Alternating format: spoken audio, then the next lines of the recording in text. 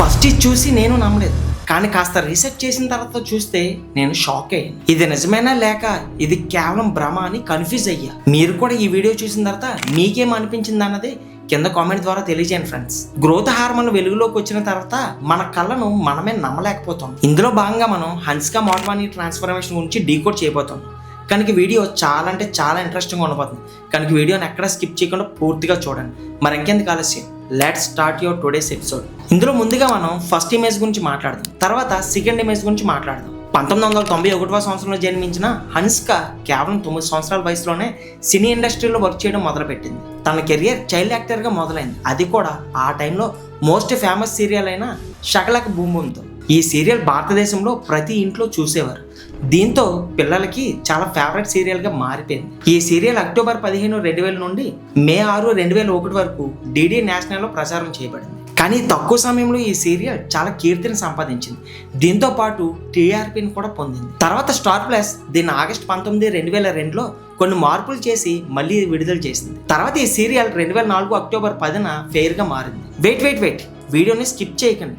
ఏంట్రా వీడు తమ్మనేలు ఏం పెట్టాడు, వీడేం చెప్తున్నాడని కంగారు పడకండి.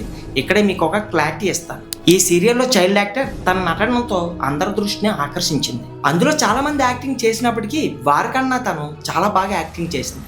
ఆమె ముఖంపై అమాయకత్వానికి ఆమె నటనను చూసి అందరూ ఆమెను ఇష్టపడడం మొదలుపెట్టారు. ఇంతకీ ఆ చైల్డ్ యాక్టర్ ఎవరైనా అనుకుంటున్నారా? మరి ఎవరో కాదు, హన్సికా మోట్వానీ.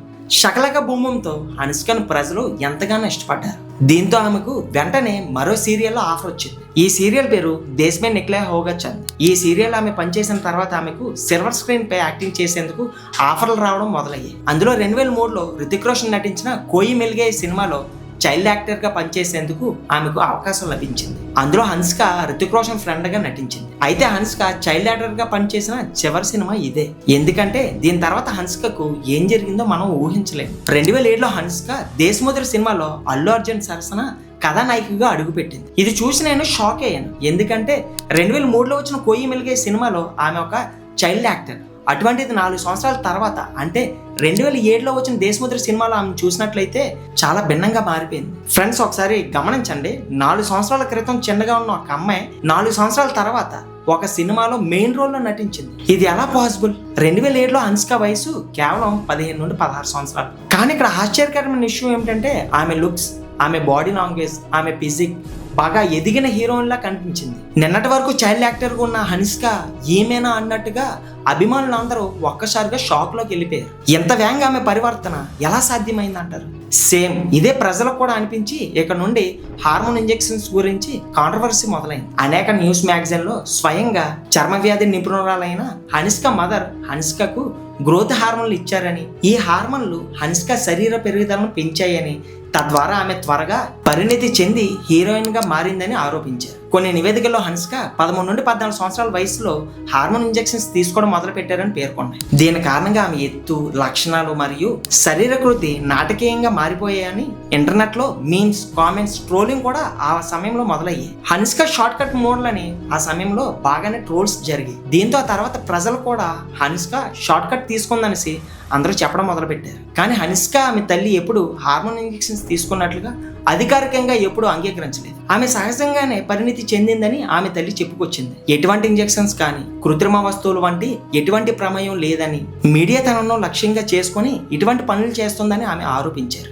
ఇదంతా వృద్ధిపరమైన అసూయకు దారితీస్తుందని, తన ఇమేజ్ను దెబ్బతీస్తుందని ఆమె అన్నారు. ఇప్పటి వరకు నాకు తెలిసిన తర్వాత ఎటువంటి ఇంజెక్షన్ కూడా చేయించుకోలేదనేసి హన్సికా చెప్పారు. నేను సూదులకు భయపడి టాటూలు కూడా వేయించుకోలేకపోయాను.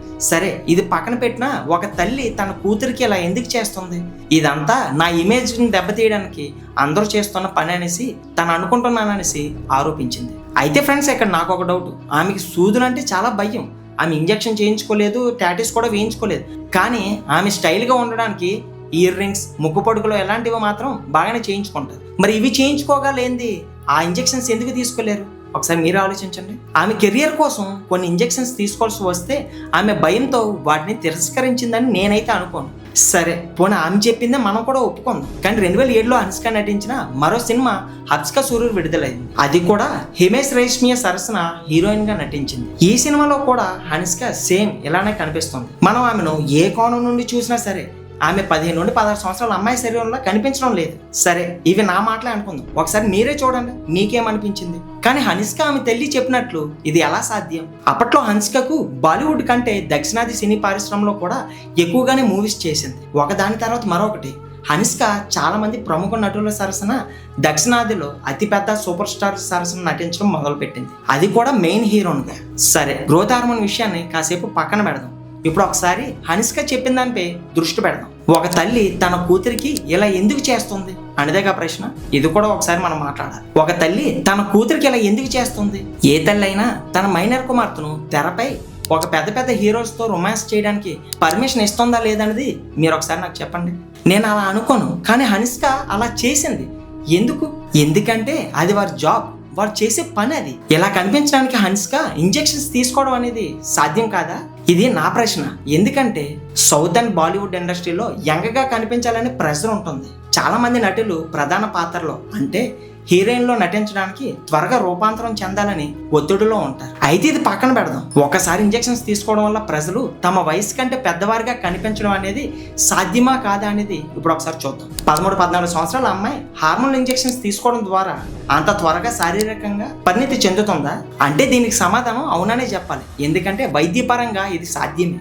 ఎత్తు, యుక్త వయసు సమస్యలు ఉన్న పిల్లలకు డాక్టర్లు కొన్నిసార్లు గ్రోత్ హార్మోన్ థెరపీని సూచిస్తారు, కానీ ఇది కఠినమైన వైద్య పర్యవేక్షణలో మాత్రమే ఇవ్వబడుతుంది. అవసరం లేకుండా ఈ ఇంజెక్షన్స్ తీసుకోవడం ద్వారా సైడ్ ఎఫెక్ట్స్ అనేవి చాలా దారుణంగా ఉంటాయి. అమ్మాయిల్లో యుక్త వయసు వేగవంతం చేయడానికి ఈస్ట్రోజన్ ఆధారిత హార్మోన్ ఇంజెక్షన్లు ఇవ్వవచ్చు, కానీ వినోద పరిశ్రమలో ఇది కూడా దుర్వినియోగం చేయబడుతుంది. కానీ హార్మోన్లు మీ శరీర జీవక్రియ పెరుగుదల, సంతానోత్పత్తిని కూడా ప్రభావితం చేస్తాయని నిపుణులు అంటున్నారు. ఇది స్వల్పకాలిక గ్రంథికి దీర్ఘకాలిక ఆరోగ్య ప్రమాదాలను సృష్టిస్తుంది. కాబట్టి హన్సిక దీన్ని తీసుకున్నప్పటికీ ఇది వైద్యపరంగా సాధ్యమే, కానీ నైతికంగా, ఆరోగ్యపరంగా ఇది చాలా ప్రమాదకరమైన నిర్ణయంగా పరిగణించబడుతుంది. హన్సిక నిజంగా గ్రోత్ హార్మోన్ తీసుకుందనేసి నేను చెప్పడం లేదు. వివాదాలు, వైద్య శాస్త్రాలు ఏం చెప్తున్నాయో అవి ఒకసారి నేను చెప్తున్నాను. కానీ తన కుమార్తెకి హార్మోన్ ఇంజెక్షన్స్ తీసుకోవడానికి అనుమతి ఇచ్చిన తల్లి తెరపై మిడిల్ ఏజ్ యాక్టర్తో రొమాన్స్ చేయడానికి కూడా అనుమతినిస్తుందనేసి మాత్రం నాకు ఖచ్చితంగా తెలుసు. ఇవన్నీ మనం విస్మరించినప్పటికీ హన్సిక తెరపై చేసింది తప్పు కదా? ప్రధాన హీరోయిన్ గా నటించాలనే తొందరలో ఆమెను ఇంత చిన్న వయసులోనే పెద్ద పెద్ద సినిమాల్లో నటించారు. ఆమె అక్షరాల చిన్నపిల్ల. ఆ వయసులో అటువంటి సన్నివేశాలు చేయడం చూసి మనం గ్రహించవచ్చు. ఇది ఫ్రెండ్స్, దీని గురించి మాత్రం హన్సికకు కేవలం వాళ్ళ తల్లికి మాత్రమే ఆ హార్మోన్ ఇంజెక్షన్ తీసుకున్నారా లేదనే నిజం వాళ్ళకే తెలియాలి. ఎందుకంటే వారు మనకి బయటికి నిజం అనేది చెప్పరు కదా. కానీ ఇక్కడ డౌట్ ఏంటంటే ఫ్రెండ్స్, హన్సికను తన తల్లి మైనర్ ఏజ్ లోనే పెద్ద పెద్ద హీరోయిన్ సరసన బోల్డ్ సీన్స్ చేయడానికి ఎలా పర్మిషన్ ఇచ్చిందో నాకు అర్థం కావట్లేదు. సో మై డియర్ ఫ్రెండ్స్, ఈ వీడియో చేసిన తర్వాత మీకేమనిపించింది? హన్సిక మోటవాని నిజంగానే హార్మోన్ ఇంజెక్షన్స్ తీసుకున్నారా లేదా? ఒకవేళ ఆమె తీసుకోకపోతే 2003 ఇమేజ్ కి 2007 ఇమేజ్ కి తేడా ఏంటో మీరే చెప్పండి. ఈ 2 ఇమేజెస్ చూసిన తర్వాత మీ యొక్క అభిప్రాయం ఏంటనేది కింద కామెంట్ ద్వారా తెలియజేయండి ఫ్రెండ్స్. ఇలాంటి మరిన్ని ఇంట్రెస్టింగ్ వీడియోస్ కోసం ఇప్పుడే మన ఛానల్ సబ్స్క్రైబ్ చేసుకోండి. నెక్స్ట్ వీడియోలో మళ్ళీ కలుద్దాం. Thanks for watching.